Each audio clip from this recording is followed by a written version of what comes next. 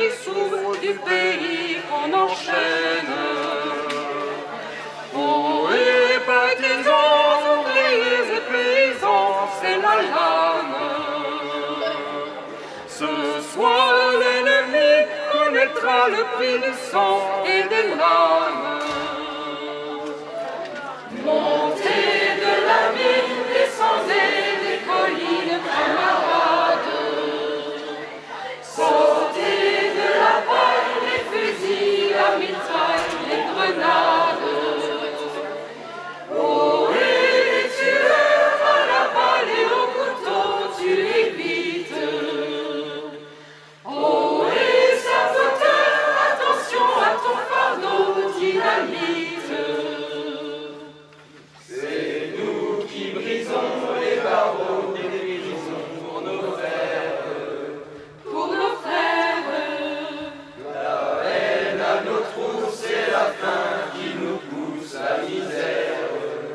La misère, il y a des pays où les gens au creux des lits font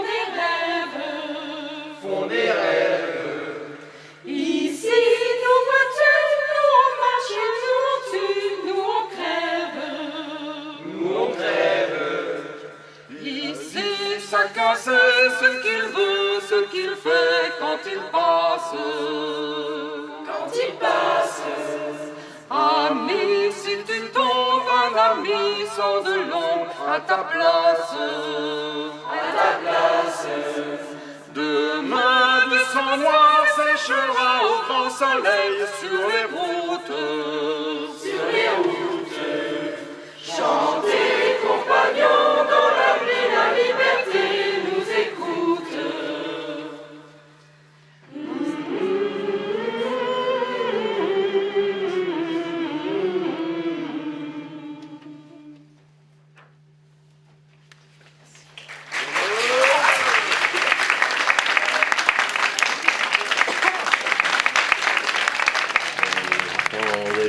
Bombardement du Tréport. La population du Tréport a été évacuée dans mon département, en Eure-et-Loire, et beaucoup dans mon village. Et c'était l'époque où les gouvernements et les Allemands avaient décidé en commun d'instaurer le service du travail obligatoire, le STO. Et les gens du Tréport sont arrivés dans mon village à ce moment-là, et il y avait une quinzaine, même une vingtaine de jeunes du Tréport qui ont reçu leur convocation pour aller travailler en Allemagne. Et comme ils ne voulaient pas y aller, c'est ma maman qui s'est débrouillée de leur faire des faux papiers pour qu'ils puissent rester, puis moi j'allais donc les cacher et les conduire dans des cachettes chez des gens. Madame Gourdin est née le Duc. Mon père est mort en déportation après avoir été interné à Compiègne en 41-42. Il est mort à Auschwitz. Il ne peut pas. Bon, c'est rien. Ouais. Donc, vous voyez, même certains m'ont peut-être déjà entendu parler de la famille Le Duc, puisque dans les enfants, il y avait Henri, qui était extrêmement connu dans les milieux sportifs surtout, et puis Bernard, qui était cheminot aussi, qui comme moi, et puis Raymond. Donc c'est les trois enfants de Lucien Le Duc, qui est mort à Auschwitz. De l'autre côté, on appelait ça la zone libre. Elle n'a pas été longtemps d'ailleurs, puisqu'elle a été occupée aussi à partir de novembre 1942. Et puis il y avait la zone rouge, dont Mers et le Tréport faisaient partie. Et eux, bien sûr. Hein, c'est jusqu'à Abbeville. C'était la zone rouge, alors là c'était infranchissable. C'était la zone côtière. Et alors à Mers, bon, c'est une forte population ouvrière. Il y avait le dépôt de la SNCF, c'est des cheminots. Il y en avait près de 500 cheminots à cette époque-là. Et puis la verrerie. Les premiers résistants, ça a été les militants communistes cheminots, dont le papa de Raymond. Alors après, il y a eu le débarquement aussi, le 6 juin, bien sûr. C'est ce que vous fêtez aujourd'hui, je crois. Hein, d'ailleurs, on vous félicite pour l'exposition que vous avez réalisée. On n'a pas eu le temps de tout voir, mais c'est formidable. J'ai jamais vu ça encore. Le travail d'élèves dans une école un travail de précision comme c'est fait. C'est magnifique. Alors donc il y a eu la libération qui est arrivée après le débarquement, ça a été difficile, mais enfin il y a eu des combats difficiles aussi. Et la libération de Mers a eu lieu le 1er septembre 1944, comme notre port, et pas mal de communes environnantes.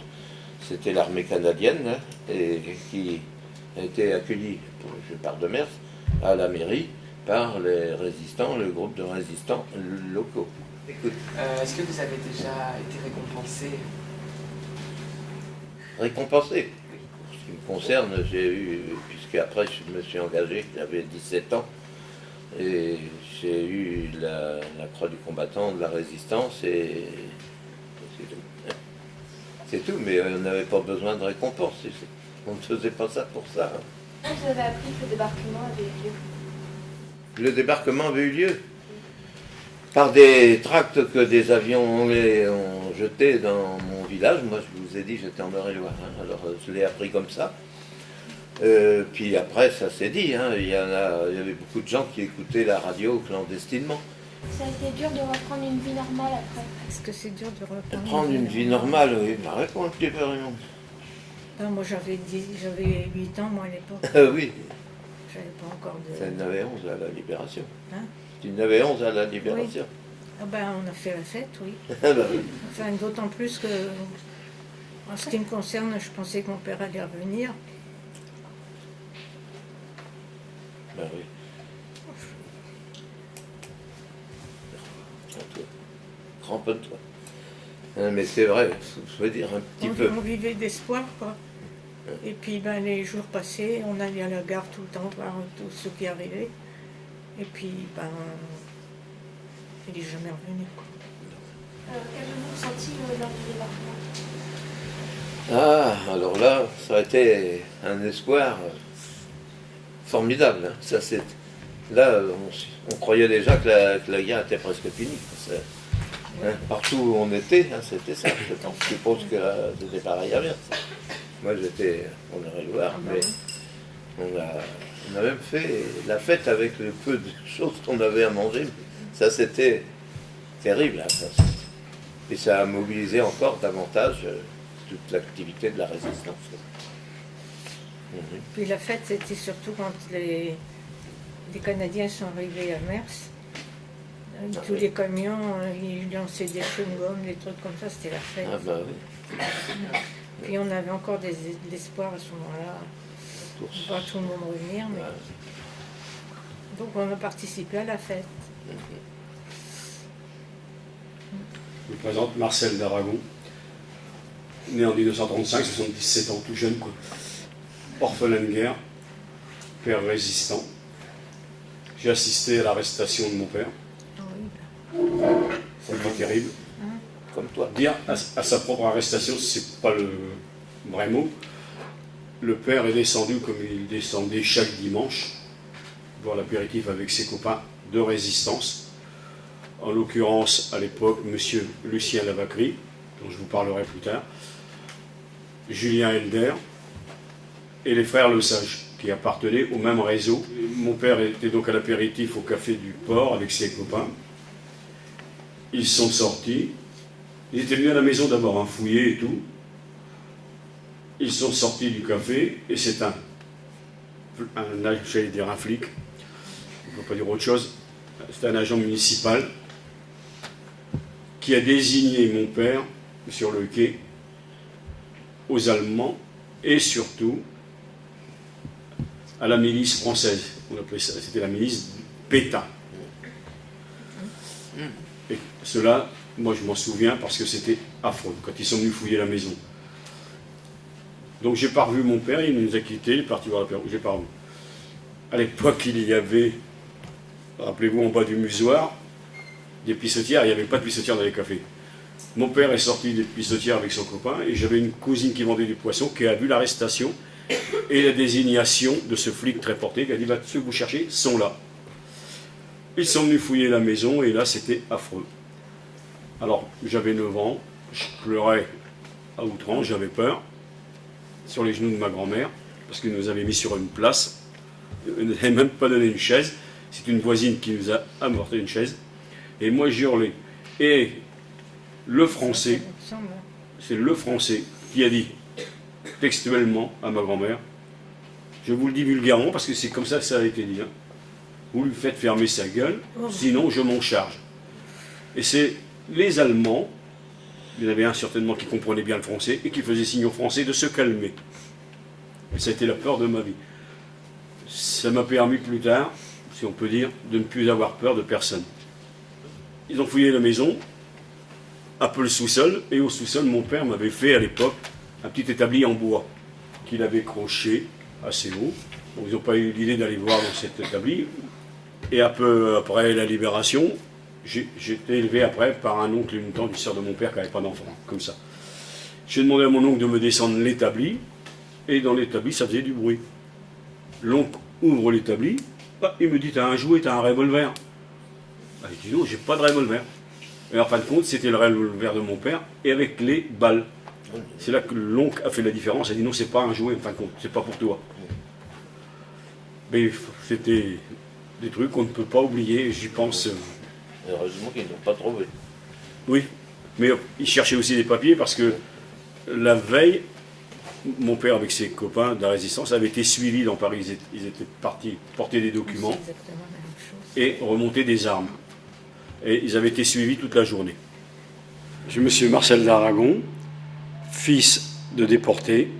Mon père, je porte le même prénom que mon père, donc Marcel d'Aragon. Arrêté le jour de Pâques 44, j'avais 9 ans. Je m'en souviens comme si c'était hier, surtout de la façon brutale où j'étais abordé par les Français, beaucoup plus brutalement que par les Allemands. Comme un gamin de 9 ans, je pleurais, j'avais peur. Et les Français étaient plus virulents avec moi que les Allemands, qui essayaient de calmer ces Français méchants. Et je n'ai jamais revu mon père. Lucien Lavacry, qui était président de notre section fédérale, lui c'était un ancien déporté, tenait à ce que ça se continue. Il m'avait passé le relais quelque temps avant de décéder parce qu'il ne se sentait pas bien. Il me disait, Marcel, il faut faire perdurer ce devoir de mémoire pour que les jeunes sachent, pour que ça ne se renouvelle pas, qu'il n'y ait pas les mêmes erreurs. Mais il faut leur dire pourquoi ton père est décédé, pourquoi on a vécu les camps, pourquoi. Voilà. Mon père était responsable du réseau local. Au-dessus de lui, il y avait Monsieur Rivière, qui est devenu par la suite l'amiral Rivière, qui était amerçois. À l'époque, il était capitaine de vaisseau et qui est devenu amiral de France. Et Monsieur Rivière, c'était un peu mon parrain de guerre, il s'est beaucoup occupé de ma grand-mère et moi-même après la guerre, et qui m'a expliqué tout ça. Monsieur Rivière était connu simplement sous le nom de Monsieur Édouard. Seul physiquement, mon père le connaissait, les autres ne le connaissaient pas. Et Monsieur Rivière m'a raconté que mon père ne l'a jamais reconnu, bien qu'ils lui avaient arraché les ongles. Et mon père n'a jamais parlé. Mais l'amiral Rivière en a tenu compte, il a été formidable avec nous. Et Lucien Lavacry m'a expliqué que c'était eux qui lui avaient fait un pansement. Alors j'ai des photos. Quand ils sont évacués sur Compiègne pour partir pour l'Allemagne, il y a une photo prise par des gens qui prenaient des photos comme ça, et c'est resté dans les archives. Je l'ai sur le livre de la Résistance. Et dessus, Lucien Lavacry, qui est revenu de Dachau, ils ont été déportés à Dachau. Lucien Lavacry est rentré de Dachau avec Georges Morel. Je lui ai dit, mais mon père, il a une main blanche, là, c'est quoi? Il m'a dit, on lui avait fait un pansement, il lui avait arraché les ongles, et sa main blanche que tu vois, c'était un pansement qu'on lui avait fait en prison. Bon, je sais que mon père n'était pas beaucoup plus grand que moi, et c'est des amis de mon père qui m'ont désigné mon père. J'avais des anciens copains de travail de mon père à la Vériche. J'ai amené le bouquin, je lui ai dit, vous me dites où se trouve mon père là-dessus. Et sans hésiter, ils m'ont dit, ton père est tel endroit. Il avait, à Rouen, il avait écrit à ceux qui m'élevaient, à ma grand-mère et à l'oncle et à la tante, les sœurs de mon père qui m'a élevé, qu'il fallait surtout que j'apprenne bien à l'école pour plus tard comprendre pourquoi il avait fait ça. Mais surtout apprendre. Et à une époque, il nous avait planqué à Feuquer-Broquet, à 62 km, avec ma grand-mère, dans une petite fermette. Et il nous fait rentrer le jour de Pâques pour passer Pâques avec lui, et c'est ce jour-là qu'il est arrêté. Il nous avait évacués en cas de représailles, et c'est ce jour-là qu'il est arrêté. Mais chaque semaine, à l'époque on n'avait pas d'école le jeudi, il venait le mercredi soir, tard. Je savais que mon père allait venir parce que c'est le seul jour où j'avais le droit de me coucher tard. Il arrivait dans la nuit, il repartait dans la nuit. Et chaque semaine, il m'amenait un petit livre, et il me disait, la semaine prochaine, tu me racontes l'histoire, pour que je lise. Mais aujourd'hui, je tiens les mêmes propos à ma petite fille de 9 ans. C'est bien parce qu'elle adore lire, mais je lui dis, ma chérie, il faut beaucoup lire, c'est essentiel. Il faut que tu apprennes à lire. Alors les enfants, apprenez, c'est très utile dans la vie. La petite Salmona, une juive, le matin, ils avaient arrêté, on habitait le même quartier à l'époque, au Alexandre Papin, le quartier qui a été bombardé. Le matin, ils avaient arrêté les parents. Ils habitaient dans la rue Alexandre Papin, tout proche de la maison de retraite du Tréport, vous voyez, dans ces petites maisons qui est à droite. Les parents avaient été arrêtés le matin, avec l'aide de ce flic municipal qui avait amené la Gestapo et autres. Et l'après-midi, ils sont allés chercher la gamine, Rachel Salmona, à l'école. Rachel, tu viens, on te demande. Et la gamine n'est jamais revenue. Elle passait devant chez moi tous les jours, on partait à l'école ensemble. Elle avait 2 ans de plus que moi quand même, hein, Rachel. Est-ce que vous avez connu des Allemands qui détestaient leur métier, qui ne voulaient pas être soldats? Ben oui, Ah, bah oui. Il y en avait. je vais te citer un exemple. La tante qui m'a élevé, la sœur de mon père, le seul travail qu'il y avait pour ces gens-là, c'était d'aller travailler. Même mon père a travaillé au blocos et tout ça, pour faire les blocos, et en même temps, ça lui servait pour avoir les renseignements. Et la tante qui m'élevait allait faire des ménages. Si les gens voulaient travailler à l'époque, ils n'avaient pas le choix, il fallait qu'ils travaillent pour les Allemands. Avec, pas pour, mais ils n'avaient pas le choix. Et je me souviens que j'allais rejoindre la tante qui m'a élevé le soir, quand elle avait fini ses ménages. Et il y avait un jeune Allemand, c'était un officier, hein, qui me faisait rentrer et qui me donnait du chocolat. Ils n'étaient pas tous pour la guerre, hein, parce qu'il faut se dire une chose, c'est que les premiers camps d'extermination ont d'abord été faits pour ceux qui résistaient en Allemagne au régime allemand. C'est-à-dire tout ce qui était anti-régime. Des gens qui étaient délégués, qui étaient communistes surtout, et tout ça, enfin tous les contre le régime. C'est eux qui ont entraîné les camps, c'était au départ pour eux. C'est les Allemands qui les ont entraînés. C'est les Allemands qui ont inauguré Alors, les camps de vous concentration. en aviez qui faisaient la guerre, mais que pour autant, ils étaient plus compréhensibles que nous. Oui, il y en a qui se sont mieux comportés que certains Français. Moi, j'en ai connu un qui venait écouter Londres, Radio Oui. Londres, alors qu'il y avait son chef qui était à l'étage. Et puis, les familles, pendant ce temps-là, se mettent à apprendre que les juifs sont cantonnés à certains endroits. Mais quand des juifs partent, on ne sait pas pour où ils partent. Une fois qu'ils sont partis, on ne pense plus à eux.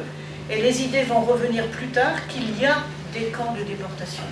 Mais à ce moment-là, tout dépend à quel moment on parle de cette grande période de guerre, eh bien, il y a comment être sûr de l'information qui revient.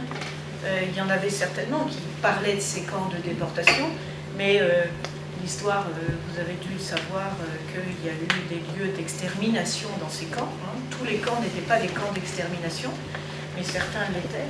Et femmes, enfants, des gens qui n'avaient pas les mêmes modes de vie que d'autres étaient dénoncés. Et ce travail doit être fait sur ce qu'est la dénonciation.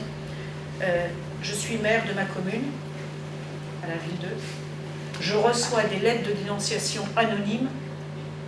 J'en reçois plusieurs chaque mois. C'est inquiétant. On est dans une situation où les choses vont plutôt bien. Et il y a encore des gens en capacité de faire des lettres de dénonciation. Quand on voit comment en Bavière on va renaître la xénophobie et tout ce qui se produit, le racisme et tout, Je me souviens, même Lucien Lavacry, déjà, quand il y avait des problèmes en Bavière, on voyait défiler des croix gammées, il me disait le danger est toujours à notre porte. Il faut faire en sorte, faire savoir aux enfants le danger que ça représente. Il ne faut pas que ça se reproduise. Alors ma démarche, c'est surtout ça, que ça ne se reproduise pas et lutter contre ces gens-là. C'est pas facile d'évoquer cette époque et tout, mais il faut le faire parce que pour le devoir de mémoire, d'une part, comme je vous dis, mais il faut que ça se sache tout ce que ces gens ont fait pour pas retomber dans cette horreur. Alors quand on a connu, j'avais que 9 ans, mais c'est un souvenir qui ne peut s'effacer. J'y pense régulièrement. Comme je leur ai dit, je ne viens pas pour vous faire pleurer, mais pour vous faire savoir. Bien, mais on vous remercie vraiment pour votre témoignage Non, je vous en prie. de votre vécu de la Seconde Guerre mondiale. Je crois que les élèves ont eu un aperçu vraiment poignant de la vie de l'époque. Et ça a vraiment ajouté un côté concret au cours qu'on peut prodiguer qui va de toute façon rester théorique. Donc je pense que ça c'était très important de montrer quelque chose de réel pour eux. Donc merci beaucoup pour votre témoignage. Merci beaucoup.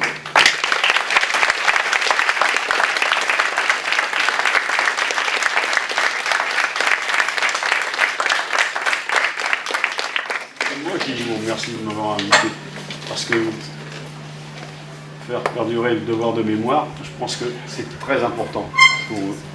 Et je pense qu'ils passeront le message à d'autres. C'est une dame qui met souvent des décorations de Noël. Oui, elle décore beaucoup sa maison. Elle adore ça. Enfin, elle le fait faire un peu plus qu'elle veut. Et c'est vrai. Alors là, vous voyez, c'est le défilé à Compiègne où ils vont prendre le train pour l'Allemagne. Et monsieur Lavacry est là, et il me dit ton père est là. Et en effet, mon père avait son chapeau et tout. Et là, ils vont prendre le train pour l'Allemagne. C'est à Compiègne. Et là, c'est le camp où est décédé mon père, à Poissy-Nord. Alors, il faisait des mines de sel, et il travaillait dans les mines de sel, et très peu survivaient à ça. Quand ils ont réchappé, bien souvent en rentrant plus tard, avec les séquelles de ce camp, malheureusement, ils disparaissaient. On habitait là. On a eu la chance, ce soir-là, de passer les mois avec mon père. On habitait là. À tout le côté de la croix, mais ma frère, ici l'informateur. Là, mon père, et là, c'est monsieur Lavacry. Titre de chant des marais. Et en fait, c'est une plainte contre les fascistes. C'était à l'intention des Juifs qui ont été les premiers internés dans ces camps.